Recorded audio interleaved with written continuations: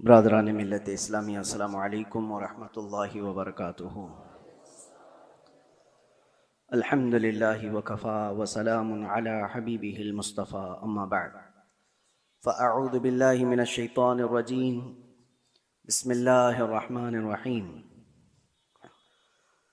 ولن ترضى عنك اليهود ولا النصارى حتى تتبع ملتهم الى آخر هذه الآیہ۔ صدق اللہ مولانا العظیم۔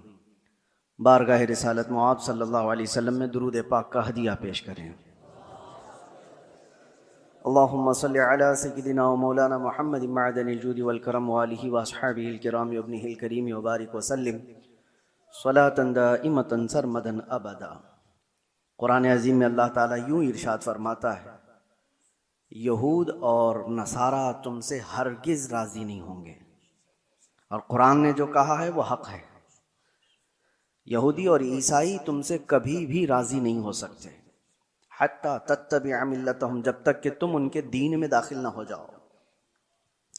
کچھ لوگ دوسروں کی رضا کے لیے، دوسروں کی خوشی حاصل کرنے کے لیے اپنے آپ کو بدل لیتے ہیں، لیکن آپ کیا سمجھتے ہو کہ تمہاری جی حضوری کرنے سے کوئی قوم راضی ہو جائے گی؟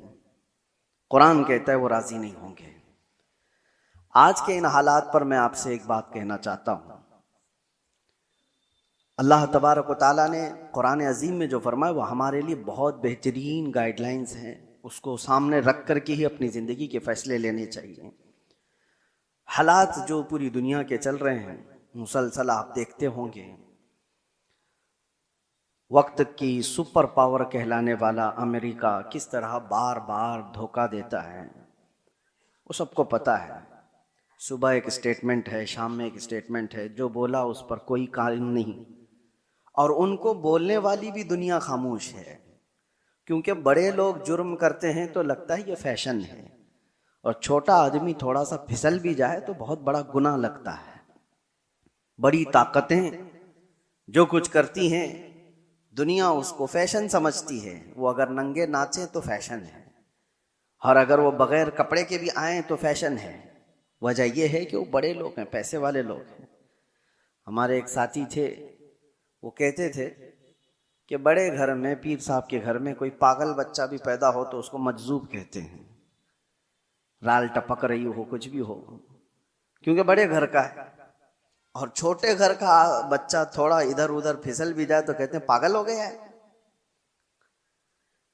تو یہ دنیا کا مزاج بنا ہوا ہے، بڑی طاقتوں کے اثر پر لوگ خاموش رہتے ہیں۔ آج آپ کے سامنے میں یہی عرض کرنا چاہتا ہوں کہ دنیا کی طاقتیں عوام پر بہت اثر کرتی ہیں، بہت زیادہ اثر کرتی ہیں۔ آپ یہ سوچتے ہوں گے جب الیکشن آتے ہیں، فیصلے ہوتے ہیں، ارے اس سے ہمارا کیا لینا دینا، ہم راجنیتی میں نہیں ہیں، ہم پالیٹکس میں نہیں ہیں، ہم سیاست میں نہیں ہیں۔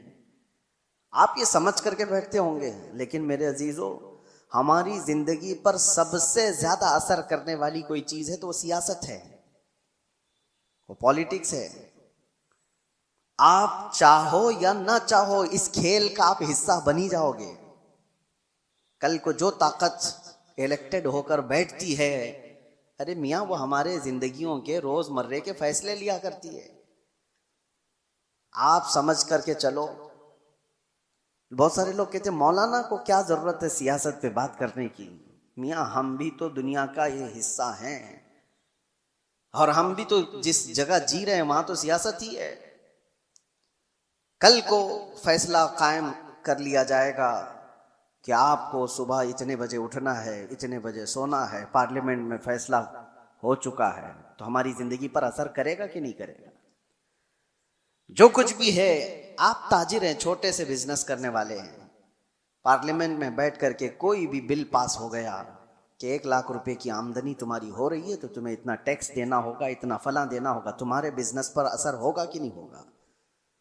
تم چھوٹے ہی آدمی ہو، لیکن سیاست کا اثر پورے قوم کے اوپر ہمیشہ ہوا کرتا ہے۔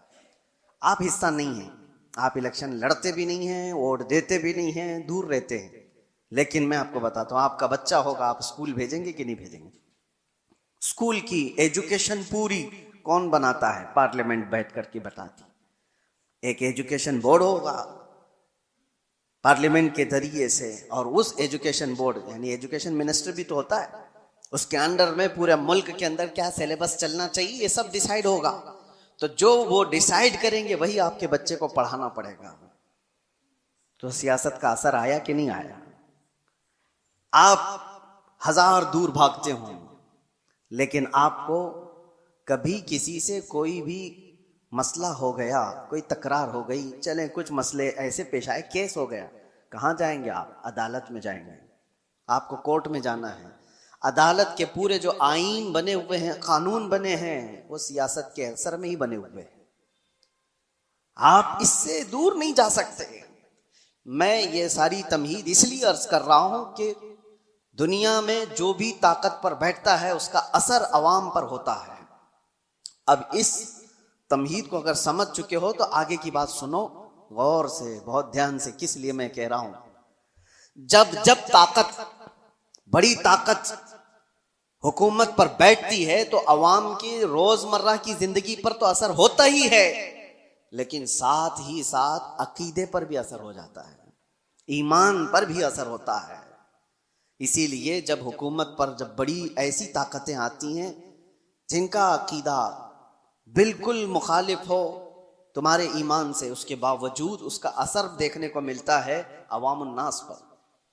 اب جو حالات ابھر کر کے آ رہے ہیں، دیکھنا میری بات کو آپ یاد رکھیں، میں پریڈکشن نہیں کرتا ہوں، کوئی بھوشمانی نہیں ہے، لیکن دستور ایسا چلا ہے. میں آپ سے کہہ رہا ہوں کل کو اگر ایران کا دبدبا بڑھتا ہے تو پھر جو حالات پیش آنے والے ہیں، میں اس کی مخالفت میں یہ نہیں کہہ رہا ہوں وہ نہیں ہونا چاہیے، نہیں ہونا چاہیے. ہزاروں لاکھوں وہ لوگ ہوں گے جو اپنے عقیدے پر پھر سے دیکھنے پر مجبور ہو جائیں گے. اہل سنت و جماعت کے لیے ایک بڑا مسئلہ بھی ہوگا. ایسی ہی اس سے 100 سال پہلے جب سعودی میں وہابی حکومت قائم ہوئی، پیسہ، طاقت، سب کچھ ان کے پاس تھا. علماء خریدے گئے، کتابیں چھپائی گئیں، جنت البقیع کو بلڈوزر سے پورا تہس نہس کر دیا گیا، شرک کے نام پر بہت ساری چیزوں کو ختم کیا گیا. تو طاقت تھی، حکومت آئی، اور ایک دو نہیں ہزاروں لاکھوں کی تعداد میں ان کے عقیدے کی بولی بولنے والے لوگ پیدا ہو گئے. صرف عوام نہیں، علماء بھی، بڑے بڑے مفتیان کرام جو منصب دار ہیں وہ سب دولت کے تحت میں آ گئے، طاقت کے تحت آ گئے. یہ دنیا کا معمول ہے، یہ چلتا رہے گا. کل کو آپ بھی دیکھنا جب کوئی پاور میں آئے گا تو اس کی طرف بہت ساری قوم ہو جائے گی. وہ بہت ریئر لوگ ہیں جو اپنے ایمان پر قائم رہتے ہیں، وہ رسول اللہ کے دیوانے ہیں. میرے آقا صلی اللہ تعالی علیہ وسلم کے صحابہ میں اس وقت آپ کو بالکل اس بات کا اپوزٹ آپ کو دکھائی دے گا. اس کا اپوزٹ، حضور نے جب ایمان کی دعوت دی تو سب سے پہلے آپ کے پاس آنے والے صحابہ غریب تھے، بہت غریب تھے. اور ایسا نہیں کہ حضور پاک صلی اللہ تعالی علیہ وسلم کا مال دیکھ کر کے وہ آئے تھے کہ بڑی طاقت کے مالک ہیں، بڑے دولت کے مالک ہیں، ان کے پاس جائیں. نہیں، اس رسول کے پاس وہ آئے تھے جو پیٹ پر پتھر باندھا کرتا. وہ صحابہ اس رسول کے پاس آئے تھے جو فاقہ کشی کو زیادہ ترجیح دیتا. رسول کریم صلی اللہ تعالی علیہ وسلم کے ساتھ آپ تو گئے غریب صحابہ، لیکن ان کے اپوزٹ میں کون تھے؟ ابو جہل بڑے پیسے والا، ابو لہب بڑے پیسے والا، صفوان بڑے پیسے والا. اتنے بڑے بڑے مالدار لوگ وہاں پر تھے جو یہ پورے صحابہ کی اکیلے کفالت کر سکتے تھے، سارے صحابہ کو وہ اکیلے پال سکتے تھے. اب یہاں پر میں آپ کو بتاتا ہوں، ایک طرف مال اور پیسہ اور طاقت و قوت ہے، اور ایک طرف یہ غریب صحابہ کی جماعت ہے جو پیٹی جا رہی ہے، ماری جا رہی ہے. صحابہ نے کیا کیا؟ اللہ اکبر. وہ مجھے بات یاد آتی ہے، خندق کے موقع پر 1 مہینے سے صحابہ خندق کھود رہے تھے، اور جب جنگ شروع ہوئی 12,000 کے قریب تعداد میں مشرکین آ گئے خندق کے اس پار. ان کو پتہ نہیں تھا یہ خندق والی جنگ ہے. مشرکین کو یہ صحابہ نے نیا طریقہ اختیار کیا تھا مدینے کی حفاظت کے لیے کہ وہ خندق عبور کر کے مدینے میں نہ آ جائیں.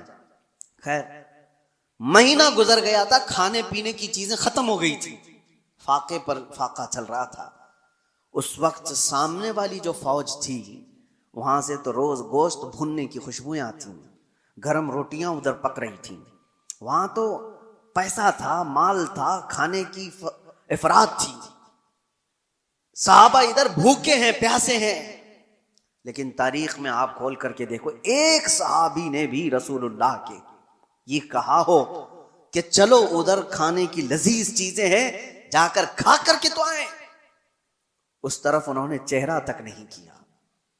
حضور پاک صلی اللہ تعالی علیہ وسلم نے ان سے کہا، اے میرے صحابہ، مجھے پتا ہے وہ گوشت کی خوشبوئیں تمہاری بھوک کو اور بڑھا دیتی ہوں گی، تمہارا صبر ٹوٹتا ہوگا، صبر کرو.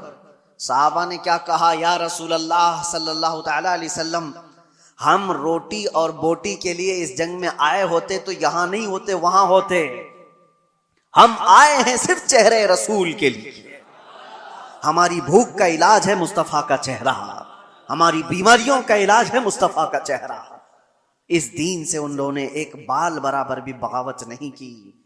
لیکن وہ عوام کی بات ہے کہ جب جب طاقت کسی ایسے گمراہ کے پاس بھی آ گئی تو اس کی گمراہی کی تعریف کرنے والی ایک جماعت پیدا ہو جائے گی. ہاں، ایک جماعت پیدا ہو جائے گی. ارے دور تو چھوڑو، ہمارے اس ملک میں کچھ سالوں پہلے ایک کانفرنس ہوئی تھی دلی میں، آپ کو پتہ نہیں ہوگا. اس میں بڑے بڑے علماء اور بڑے بڑے صوفیوں کو جمع کیا گیا تھا. اور کانفرنس کرانے والے کون تھے؟ کانفرنس کرانے والے ملک کے پرائم منسٹر تھے. مسلمانوں کی، صوفیوں کی خانقاہوں کی کانفرنس کرائی گئی تھی. ٹھیک ہے، علماء بھی اس میں شریک ہیں، خانقاہوں کے گدی نشین اور گدھے نشین سب اس میں شامل ہیں. اور شروع ہو رہی ہے کانفرنس تو مجھے حیرت ہوتی ہے، قصیدہ پڑھنے والا کوئی مولوی قصیدہ پڑھتا ہے بادشاہ کی شان میں، خدا کرے کہ تیری عمر کو عمر خضر عطا ہو. یہ دعا دی جا رہی ہے. میں یہ کہتا ہوں میرے عزیزو، یہ سارا منظر ایک طرف، لیکن جو میں بات کہہ رہا ہوں، طاقت اور سیاست جب آ جاتی ہے تو بہت سارے لوگوں کے عقیدے پر بھی اثر پڑتا ہے.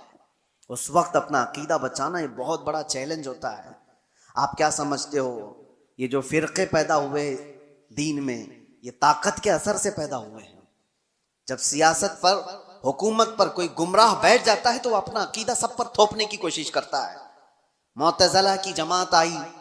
معتزلہ ایک فرقہ ہے، وہ قرآن کو اللہ کی مخلوق مانتے تھے کہ قرآن فنا ہو جائے گا. بہت سارے ان کے عقیدے گمراہ تھے. جب وہ پاور پر آئے، خلیفہ بنے یا گورنر بنے، تو انہوں نے عوام کو اور علماء کو زبردستی اپنا عقیدہ تھوپا. اور ایک دور ایسا آیا کہ علماء ان کے حساب سے فتویٰ دینے لگے، ان کی تعریفیں کرنے لگے کہ یہ حق جماعت والے لوگ ہیں. بادشاہ اعظم ان کی تعریف میں قصیدے پڑھے جاتے تھے. لیکن میرے عزیزوں، پوری قوم کبھی گمراہ نہیں ہوتی. ہر زمانے میں حقانی علماء اور ربانی علماء موجود رہتے ہیں. معتزلہ کی جماعت پاور میں تھی، حکومت میں تھی، طاقت ان کے پاس تھی، علماء کی جماعت ان کے پاس تھی. لیکن اسی زمانے میں ہم دیکھ رہے تھے ایک مرد قلندر حضرت سیدنا امام احمد بن حنبل کو. امام احمد بن حنبل کو بادشاہ نے 100 کوڑے مارے تھے پیٹھ پر، اور اس کے بعد دوسرا آیا اس نے مارا، پھر تیسرا آیا اس نے مارا. کوڑے کس طرح سے مارے جاتے تھے؟ ان کی ریڑھ کی ہڈی جھک گئی تھی. امام ہے جن کو 5 لاکھ حدیثیں حضور کی یاد تھیں. وہ عام آدمی نہیں تھے. امام احمد بن حنبل جن کو رسول اللہ کی 5 لاکھ حدیثیں یاد تھیں، صرف اس لیے کہ وہ طاقت اور حکومت کے تحت رہ کر کے ان کی بولی نہیں بولنا چاہتے تھے. امام احمد بن حنبل کو ایک بار کوڑے مارنے کے ٹائم پہ ان کے دونوں ہاتھ یوں زنجیر پر باندھے جاتے تھے اور لنگی پہنے ہوئے ہوتے تھے، تہبند. ننگی پیٹھ پر جلاد کوڑے مارتا تھا.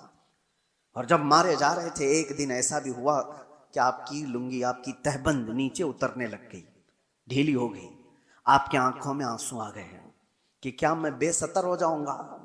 ایک عالم ربانی جو کوڑے کھا رہا ہے شریعت مصطفیٰ کی حفاظت کے لیے، تہبند نیچے گرنے لگی. آپ کو رونا آ گیا، کوڑوں کے زخم سے نہیں، درد سے نہیں، تہبند کے نیچے ہونے سے. اچانک دیکھا گیا 2 ہاتھ غیب سے آئے اور ان کی تہبند کو کس کے باندھ دی. اور جو آپ کی آنکھوں میں آنسو تھے اچانک آپ مسکرانے لگے. جلاد پوچھتا ہے کہ ہوا کیا, تم تو ابھی رو رہے تھے اور ابھی ہنسنے لگ گئے ہو. اس نے اپنے ہاتھ چھوڑ دیے. امام کہتے ہیں تو اپنا کام جاری رکھ, تو اپنا کام جاری رکھ, تجھے جو کرنے کے لیے کرنے کے لیے کہا گیا کر. اس لیے کہ میں جس کے لیے کوڑے کھا رہا ہوں وہ ہاتھ میرے پاس آ چکی ہے. میرے عزیزو, آج کے بعد آپ کے ساتھ بھی یہ چیز آنے والی ہے, پاور اور حکومت. اس لیے کہ پچھلے آپ 10 سال پیچھے جائیں گے تو ایک جماعت تھی جو بار بار تبلیغ کر کر کے تم سے کہتی تھی مکہ میں ایسا ہے, مدینے میں ایسے ہے, آپ کیوں یہاں الگ کرتے ہو. مکہ اور مدینے میں پاور حکومت جس کے ہاتھ میں ہے وہ چاہتے ہیں کہ پورا کا پورا اپنا عقیدہ پوری دنیا پر تھوپے. ایسا نہیں ہوگا. پوری دنیا پر وہی رنگ غالب آئے گا جو میرے مصطفیٰ نے پیدا کیا ہے. تمہارا رنگ نہیں غالب آئے گا. تمہاری طاقت جب تک رہے گی, تمہارا پیسہ جب تک رہے گا, بھکاری تمہارے مرید ہو سکتے ہیں, ایمان والے لوگ نہیں ہو سکتے. جن کا پورا ایمان ہی دولت ہے, جن کا پورا جینے کا مقصد ہی دولت ہے, ان کے عقیدے سے کیا سروکار. وہ کل کو کچھ اور ہوں گے, آج کو کچھ اور ہوں گے. یہ آپ کے لیے میں پہلے سے بتا رہا ہوں, آنے والے دور میں اگر کوئی اور بد عقیدگی پھیلتی ہے تو میرے عزیزو آج سے ہی اپنے گٹھریاں باندھ لو. تیری گٹھری تاکی ہے اور تو نے نیند نکالی ہے. اس لیے سنیوں تمہارے لیے چیلنج ہے, تمہارے لیے چیلنج ہے. آپ کو پتا ہے ایک وقت ایسا بھی آیا تھا کہ کرامتا ایک فرقہ آیا جس نے حجر اسود بھی چرا لیا تھا خانہ کعبہ سے, اور وہ لے کے بحرین چلے گئے تھے حجر اسود کو. ان کی بھی حکومت آئی ہے مکہ اور مدینے میں. یزید کا دور آیا, اس کی بھی حکومت آئی ہے مکہ اور مدینے میں. مکہ اور مدینے میں حکومت کا آ جانا یہ حق ہونے کی دلیل نہیں ہوتی. اللہ کے نبی صلی اللہ علیہ وسلم نے یہ فرمایا, حدیث ہے, بسا اوقات اللہ تعالیٰ فاسق و فاجر سے بھی اپنے دین کا کام لیتا ہے. اس کے دین کا کام کسی فاسق و فاجر سے بھی ہوتا ہے. تو آپ کے لیے وہ معیار نہیں, معیار رسول اللہ کی محبت ہے, معیار حضور اکرم صلی اللہ علیہ وسلم کی شریعت ہے. اگر کبھی کوئی ایسے ڈھکوسلے لوگ آئے, جیسے یہاں بادشاہوں کے دور میں بھی ایسی چیزیں آئی ہیں, ہندوستان پر جب مسلمان بادشاہ آئے اور کئی بادشاہوں نے دین کو اول پرائیورٹی رکھا, اور کچھ تو بے دین تھے, کچھ ان کا لینا دینا ہی نہیں تھا, کچھ وہ تھے جو دین بدلنے پر تلے ہوئے تھے. جیسے اکبر کا نام آتا ہے, اکبر بادشاہ کے متعلق سنا ہوگا آپ نے, جلال الدین اکبر اس کو کہا جاتا تھا. اس کی حکومت لمبے سمے تک چلنے والی ہے, تقریباً 48 سال تک شاید حکومت کیا. اور جب آدمی کو نشہ چڑھ جاتا ہے حکومت کا, یہاں 5 سال میں ہی چڑھنے لگتا ہے, وہ تو 48 سال کا تھا. اور یہ تو الیکشن سے آنے والے ہیں, ان کے ہاں تو الیکشن بھی نہیں تھا, تو نشہ تو اور زیادہ ہوگا. ایک دور ایسا آیا کہ اس کے آس پاس کے چمچوں نے کہا کہ یہ دین اسلام پرانا ہو گیا, 1000 سال ہو گئے ہیں, اب ایک نیا دین ہونا چاہیے, آپ کے حساب سے آپ بناؤ. کہا تم لوگ بناؤ, سارے لوگ مل کر کے. تو وہاں کے فضلہ خار جو تھے وہ سب تیار ہو گئے, پیسے لیں گے اور بنائیں گے. ایک نیا دین بنایا گیا. نیا دین کیا تھا؟ اذان کی جگہ سیپ بجائی جائے گی.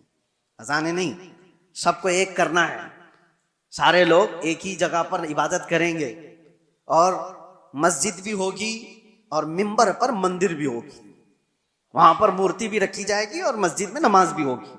یہ دین الہی اس کا نام رکھا گیا. اور حد یہ ہے میرے عزیزو, جو بات میں کہہ رہا ہوں, طاقت اور سیاست کا اثر عوام پر بہت ہوتا ہے. ہزاروں اور لاکھوں کی تعداد میں لوگ اس کے دین کو ماننے بھی لگ گئے. شروعات ہو گئی, کتنے مولوی بھی شروع ہو گئے کہ ہاں ایک ماڈرنزم ہے, نیا پن ہے, ہونا چاہیے, بادشاہ نے کہا ہے تو صحیح ہے. لیکن ہمیں یہ بات کہہ رہا ہوں نا, ہر زمانے میں گمراہ پورے نہیں ہوتے. حقانی علماء ہر زمانے میں اللہ تعالیٰ رکھتا ہے. ایک مرد قلندر احمد فاروقی سرہندی مجدد الف ثانی کھڑے ہوئے, اور انہوں نے اس کی تردید کی, اور جگہ جگہ آپ نے اپنے بیانوں سے انکار کیا کہ دین الہی نہیں ہوگا, دین مصطفیٰ ہی ہوگا. تم نے نام رکھا ہے دین الہی, یہ اللہ کا دین نہیں ہے, یہ بادشاہ کا بنایا ہوا دین ہے. دین وہی ہے اللہ کا جو میرے نبی لے کر کے آئے تھے. اور اس دین کی خاطر جیسی بادشاہ کے خلاف بولنا آسان ہے؟ آسان ہے؟ آپ ان کی پالیسیوں کے خلاف بولو، ابھی دیکھو اٹھا لیں گے آپ کو. ہاں کہنے کو دنیا میں ڈیموکریسی ہے، آزادی ہے، بولنے کی آزادی، freedom of speech, freedom of expression, پتہ نہیں کیا کیا چیزیں ہیں، لیکن وہ صرف اور صرف ان کے کتوں کے لیے، ان کے پالے ہوئے کتوں کے لیے فریڈم ہے پورا.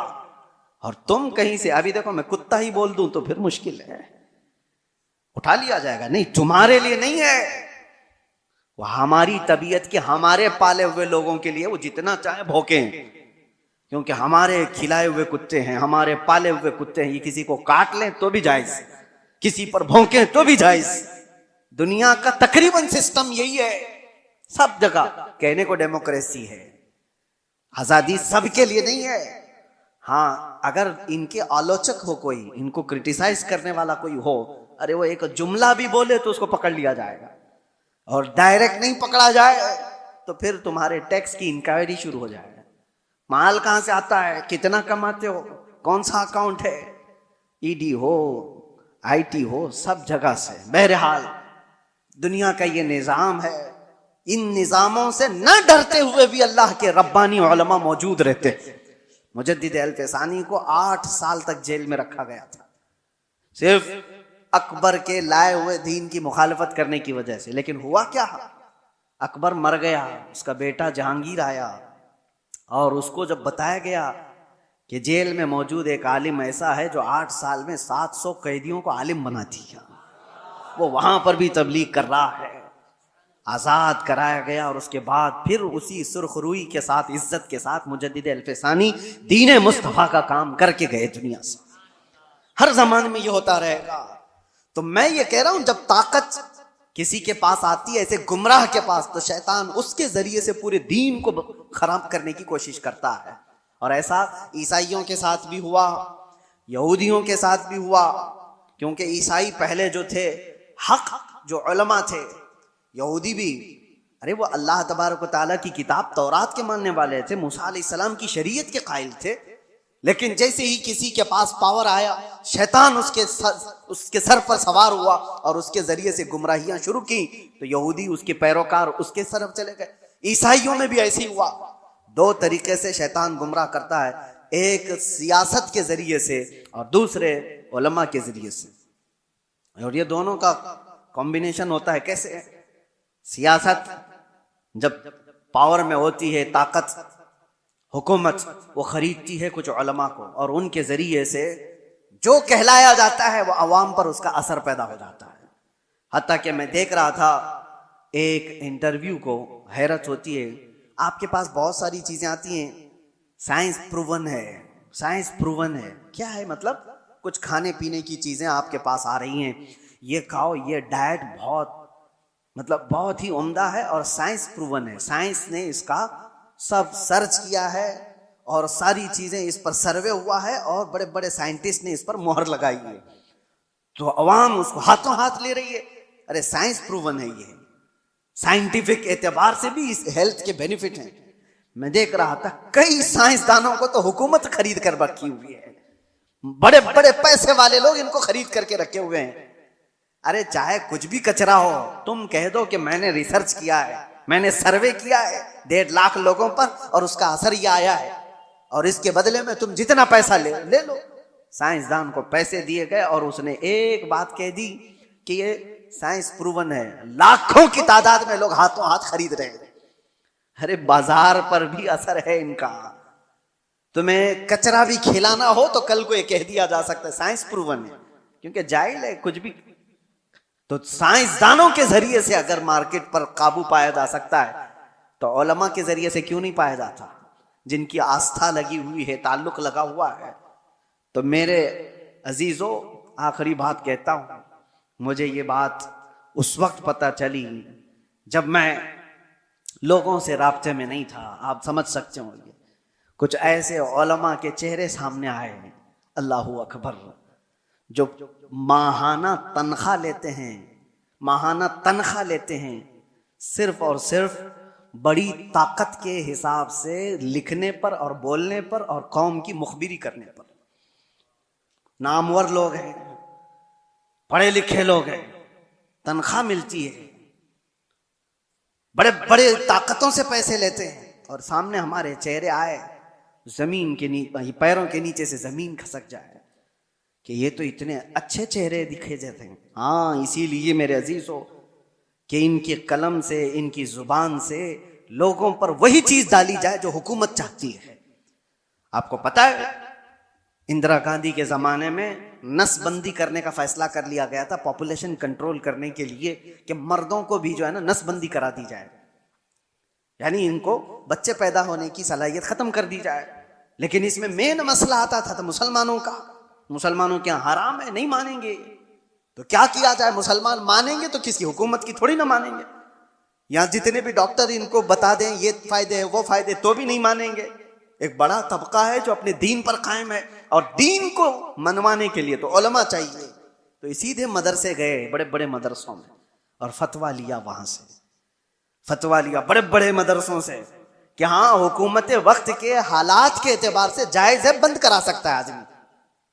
کئی علماء فتویٰ دے چکے، لیکن اس کے بعد بھی ہندوستان پر اثر نہیں ہو رہا تھا، کیونکہ حکومت نے دیکھا تھا کہ ان کے اوپر زیادہ اثر بریلی کا ہے، تو بریلی پہنچے، لیکن بریلی میں کوئی ایرا غیرہ نہیں بیٹھا تھا، اعلیٰ حضرت کا شہزادہ بیٹھا ہوا تھا، حضور مفتی اعظم ہند رضی اللہ تعالیٰ عنہ، جو متقی پرہیزگار عالم دین، متقی بن کر دکھائے۔ اس زمانے میں کوئی ایک میرے مفتی اعظم کا تقوی چھوڑ کر، میرے عزیزو، ان کے پاس جب یہ سوال گیا تو آپ نے جو جواب دیا وہ موجود ہے، ایک بار نہیں کہا انہوں نے، پورے دلائل کے ساتھ لکھ کر نیچے لکھا نس بندی حرام ہے، حرام ہے، حرام ہے، اور جو میرے مصطفیٰ نے حرام کیا وہ قیامت تک حرام ہے۔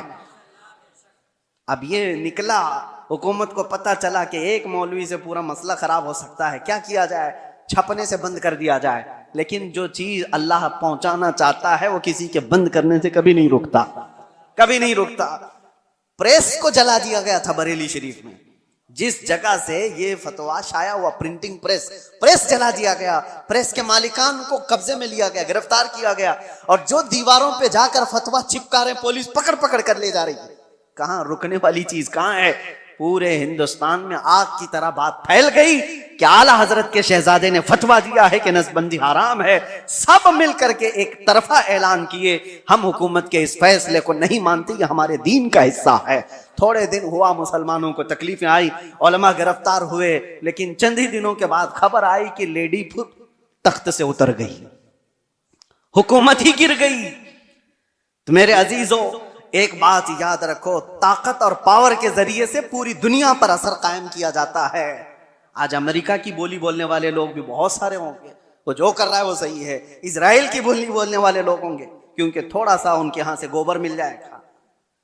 ہاں، یہاں پر بھی بہت سارے ہوئے ہیں، بہت سارے ہیں، یہ جو کر رہے ہیں، مسجدیں توڑیں، خانقاہیں توڑیں، معبدیں توڑیں، اس سے کوئی بات نہیں، لیکن ہیں تو اچھے لوگ ہیں، ان کی جماعت کے بھی کچھ ہیں، ٹوپی بھی پہنیں گے، داڑھی بھی پہنیں گے، ان کا وہ ایمان ہے جو مال ہے۔ اسی لیے شیخ محی الدین ابن عربی کی وہ بات مجھے یاد آتی ہے، آپ کرسی پر بیٹھے ہوئے تھے، کچھ لوگ آئے ملنے کے لیے، آپ کے سامنے بیٹھے تھے، آپ نے بیان کرتے کرتے اچانک کہا تمہارا خدا میرے پیروں کے نیچے رہتا ہے۔